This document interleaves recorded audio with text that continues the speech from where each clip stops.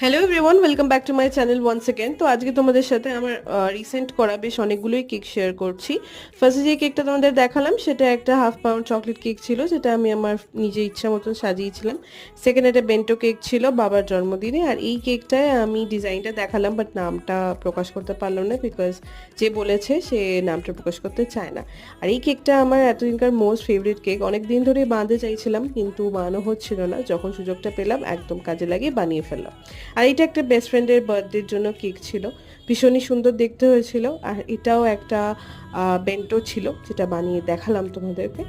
এটা একটা এরকম কার্টুন ক্যারেক্টারের কেক ছিল, বেশ সুন্দর হয়েছিল কেকটা। ফাইনাল আউটকামটা আমার বেশ পছন্দও হয়েছিল। আর লাস্ট যেটা একটা বেন্টো কেক তোমাদেরকে দেখাচ্ছি, এটাও একটা আমারই করা কেক, যেটা আবার সেকেন্ড অর্ডার হয়। তো সেটাও তোমাদেরকে বানিয়ে দেখালাম।